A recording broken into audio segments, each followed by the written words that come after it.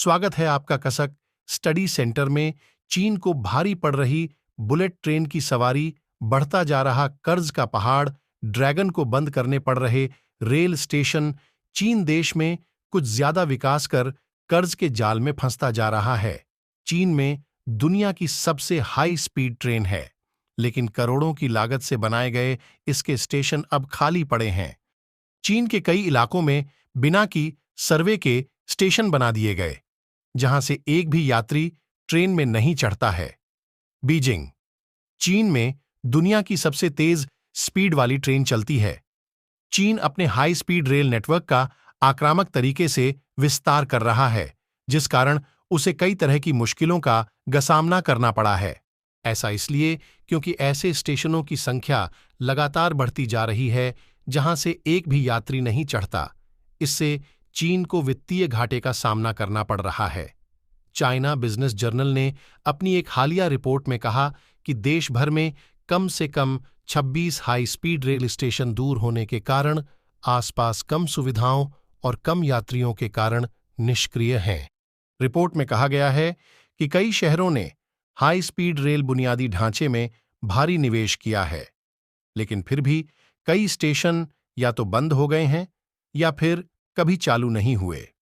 Henan Dengzhou high speed railway station को उदाहरण के तौर पर देखा जा सकता है, जिसका निर्माण 2010 के दशक में 56.1 लाख अमेरिकी डॉलर से ज्यादा की लागत से किया गया था, लेकिन 7 वर्षों से ज्यादा समय बाद आज भी इसका इस्तेमाल नहीं किया गया है। स्थानीय अधिकारियों का कहना है कि यहां से हर रोज 100 से भी कम लोग यात्रा करते थे, जिससे स्टेशन निष्क्रिय हो गया। अगर ये चलता है तो भारी नुकसान होगा। यात्रियों की कमी से बंद हुए स्टेशन, कई स्टेशन ऐसे हैं जो कुछ समय के लिए चले, लेकिन यात्रियों की कमी के कारण उपयोग में अब नहीं हैं। पर्यवेक्षकों का कहना है कि हाई स्पीड रेल का बड़े पैमाने पर निर्माण कम्युनिस्ट पार्टी की अंधाधुंध बुनियादी ढांचे के विकास की प्रवृत्ति को दिखाता है। यह क्षमता से अधिक क्षमता पैदा करने का कारण है। इन परियोजनाओं में निवेश केंद्रीय और स्थानीय सरकारों की ओर से बड़े पैमाने पर उधार लेकर किया गया है। इससे आरण संकट भी गहरा गया है। दक्षिण कैरोलिना यूनिवर्सिटी के एकेन स्कूल ऑफ बिजनेस के प्रोफेसर फ्रैंक जी ने बड़ी परियोजनाओं को शुरू करने से पहले यात्रियों की संख्या का आकलन न करने की आलोचना की। चीन पर बढ़ेगा कर्ज का बोझ, इन परियोजनाओं के कारण बढ़ने वाले बोझ को लेकर चिंताएं उठाई गई थीं।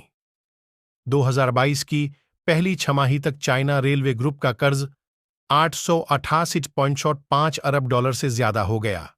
2030 के आंकड़ों से पता चलता है कि साल के अंत तक चीन रेलवे ग्रुप्स का कर्ज 846.5 अरब डॉलर हो गया। चीनी अमेरिकी अर्थशास्त्री डेविड वांग का कहना है कि पिछले 40 वर्षों में चीन ने बुनियादी ढांचे में बड़ा निवेश किया है। शुरुआत में यह निर्यात को समर्थन देने के लिए था, लेकिन अब यह डिमांड से भी ज्यादा हो गया है। उन्होंने आगे कहा कि कई हाई स्पीड रेलवे का निर्माण 1 दशक पहले हुआ था। अब इन्हें पर्याप्त रखरखाव की आवश्यकता है, जो कर्ज को बढ़ाएगा। दोस्तों, वीडियो अच्छी लगे तो लाइक और सब्सक्राइब करें।